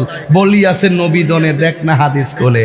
বর্তমানে বাতেল ফেরকা দেশটা গেছে বরে, যুক্তি তর্কে সরল মনা, লোকের ইমান চুরি করে। নবীর তাজিম, মিলাদ, কিয়াম, আহলে বায়াতের সম্মান করিতে আউলিয়ার সন্ধান, বলছে পড়ুয়ারে। এইসব কথা শুনলে তাদের বুকে আগুন ধরে। শয়তান যেমন বেজার ছিল আদম সেজদা করিবারে, থাইকে হুঁশিয়ারে। কথা বলেন ঠিক না বেটা? কোন যুক্তি চলবে? ডাইরেক্ট। আল্লাহ কয়জন? আল্লাহ আমাদের সকলকে বোঝার তৌফিক দান করুন। আসেন দাঁড়িয়ে নবীর সালাম দিব। ইয়া নবী সালাম।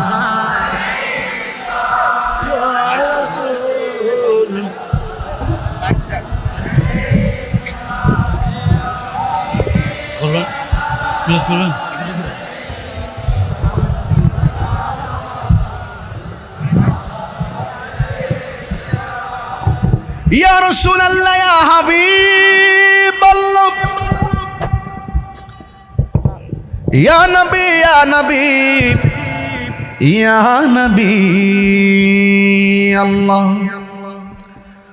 ওয়াসিতা আলে আবাকা সদকায়ে খায়রুন নিসাকা। और शहीद करबला का गम न हो रोज़े जज़ा का या नबी।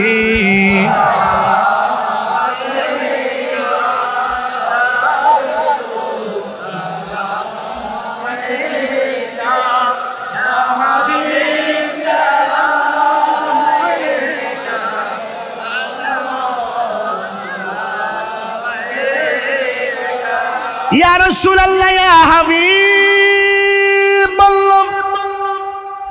ইয়া নবী, ইয়া নবী, या नबी अल्लाह बहुत का चमके सितारा हाजिरी का हो इशारा। अल्लाह अकबर। बहुत का चमके सितारा हाजिरी का हो इशारा। देख कर रोज़ा प्यारा फिर कहीं गुलाम तुम्हारा या नबी।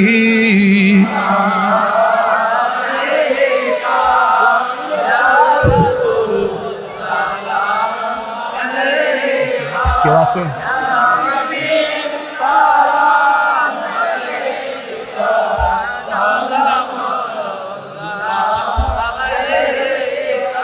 দরদি গো হো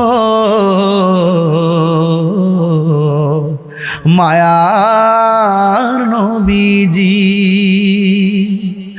মদিনার ওলি গলিতে মনে চাই শুধুই ঘুরিতে। আল্লাহ। মদিনার ওলি গলিতে মনে চাই শুধুই ঘুরিতে। আশা যে দেখিব নূর নবীকে দেখা দাও নবী গো স্বপনে ইয়া নবী। আল্লাহ মেহেরবানি করি যাদের আব্বা আম্মা বেঁচে আছে গো আল্লাহ হায়াত বাড়াইয়া দাও। আল্লাহ তুমি মেহেরবানি করে পূর্ণ সুস্থতার সাথে নেক হায়াত দান করে দাও। আল্লাহ মেহেরবানি করে এই বড় মহেশখালীতে আর আসতে পারি কি পারি না জানি না, এই এলাকার গরুস্থানের কবরবাসী না যা তুমি মাফ করে দাও। আল্লাহ মেহেরবানি করে আমাদের সম্মানিত এমপি মহোদয় তিনি জীবন বাজি রেখে হক কথাগুলো বলেন। আল্লাহ সমাজের তোরে ওনাকে পূর্ণ সুস্থতার সাথে নেক হায়াত দান করো। আল্লাহ মেহেরবানি এমন মানুষগুলোই তো দেশের জন্য সম্পদ, দিনের জন্য সম্পদ। আল্লাহ মেহেরবানি করে পূর্ণ নেক হায়াত দান করে দাও। আল্লাহ জালেমদের জুলুম থেকে দুশমনদের দুশমনি থেকে হেফাজত করো। আজকের অতিথি যারা আছেন প্রত্যেকটা অতিথির মুর্দা কলব জিন্দা করে দাও। সেই নাটারে মদিনাওয়ালার আয়না বানায়া দাও। আল্লাহ মেহেরবানি করে আমাদেরকে একবার হলেও নবীর দিদার নসিব করে দিও। আল্লাহ পর্দানসীন মা বোনরা যারা হাত বাড়ায় দিছে আমার মা বোনদেরকে আবেদা সালেহা মুমিনা বানায়া দিও। রাবিয়া বসরি জিন্দেগানি নসিব করে দিও। আল্লাহ মেহেরবানি করি আল্লাহ আমার অত্যন্ত কাছের মাওলানা আসির সাহেব অনেক খেদমত করেন। আল্লাহ ওনার সুন্নিয়তের খেদমতের মাঠটাকে আপনি বুলন্দ করে দেন। আল্লাহ অনেক সুন্নি উলামায়ে কেরাম সুন্নিয়তের খেদমত করেন। আল্লাহ জালেমদের জুলুম বাতিলদের কবল থেকে জানমাল ঈমানকে হেফাজত করো। আবু বকর সিদ্দিক রাদিয়াল্লাহু তাআলা আনহু, হযরত ওমর ফারুক রাদিয়াল্লাহু তাআলা আনহুমা এই দুইজনের নামে সংগঠন যুবক পোলাপানগুলো আমাকে অনেক দূর থেকে রিসিভ করে এনেছেন। আল্লাহ এই যুবকগুলোর এমন টাকার মালিক বানায় দিও যেন বারবার মদিনায় যায় আমার নবীর সালাম দিতে পারি। আল্লাহ মেহেরবানি করি পর্দার আড়ালের মা বোনদের অনেকের ছেলে আছে মেয়ে নাই, মেয়ে আছে ছেলে নাই। এমন অনেক সংসার আছে যাদের ছেলেও নাই মেয়েও নাই। আল্লাহ সন্তান দিয়া রব্বি হাবলি মিনাস সালিহিন এই আয়াতের উসিলায় আল্লাহ নিঃসন্তান মায়ের ঘরে সন্তান দাও। আল্লাহ সংসারটার আলোকিত করে দাও। রহমতের সামিয়ানা তুমি বিছাইয়া দাও। আল্লাহ বহির্বিশ্বে যুদ্ধের সংকটের কারণে অনেক প্রবাসীরা বিপদের মধ্যে আছে, সবার জান মালকে আপনি আমানত রাখেন আল্লাহ। মেহেরবানি করে এই বাংলাদেশ থেকে আল্লাহ বিপদ আপদ তুলে নেন আল্লাহ। সকল মানুষকে নির্বিঘ্নে চলাফেরার তৌফিক দিয়ে দেন আল্লাহ। অনেকের বুকে ব্যথা, পিঠে ব্যথা, গ্যাস্ট্রিক, ক্যান্সার, প্রেশার, ডায়াবেটিস, হার্টের সমস্যা, দুনিয়ার ডাক্তার কবিরাজ বুঝি না গো আল্লাহ। দয়াল নবীর খাতিরে রোগ বিমার তুমি ভালো করে দাও। 21 তারিখ থেকে এসএসসি এবং দাখিল পরীক্ষা শুরু হবে আল্লাহ। মেহেরবানি করে ওই পরীক্ষার্থীদেরকে কামিয়াবি করে স্কুলে সুনাম, মা বাবার কলিজা ঠান্ডা করে দাও আল্লাহ। মেহেরবানি করি আমাদের সবাইকে মাফ করে দাও। এই মাহফিলটা আগামী বছর নয়, কিয়ামত পর্যন্ত তুমি কবুল করো। হাজার হাজার মানুষ, ডানে বামে মানুষের কোনো অভাব নাই আল্লাহ। আমরা সবাই 5 ওয়াক্ত নামাজি বানাইয়া দাও আল্লাহ। এই যুব সমাজগুলোকে নেশা থেকে তুমি বাঁচায় রাখো আল্লাহ। খুন খারাপি থেকে সমাজকে তুমি হেফাজত করো। মহেশখালী কুতুবদিয়ার মানুষ আল্লাহ প্রত্যেকে তোমার হাতে হাওলা করে দিয়ে যাই আল্লাহ। আজকে আমরা যারা বসলাম এমনভাবে নবীর কদম মুবারকে জান্নাতের ভিতরে কবুল করে নিও। আমার মরণের কতদিন বাকি আমি জানিলাম না গো আল্লাহ। মরণের কতদিন বাকি 40 দিনের আগে বাইরে মতের নিশানি। আজরাইল আইসা কায়রা নিব চোখে দিয়া আন্দি আমি জানিলাম না গো আল্লাহ। মরণের কতদিন বাকি আল্লাহ। দেশদ্রোহী, ধর্মদ্রোহী যারা হাত থেকে আমরা সবারে জান মালা মানত রেখো আল্লাহ। মুরব্বী আব্বা দোয়া চাইছে, তার সন্তান আল্লাহ ডাক্তার এবং আরেকজন পরীক্ষা দিব আল্লাহ। এমনভাবে যারা দোয়া চাইছে যত নাম ধরে বলবো কত আল্লাহ গো। মেহেরবানি করে একটা হাত খালি ফিরাইয়া দিও না।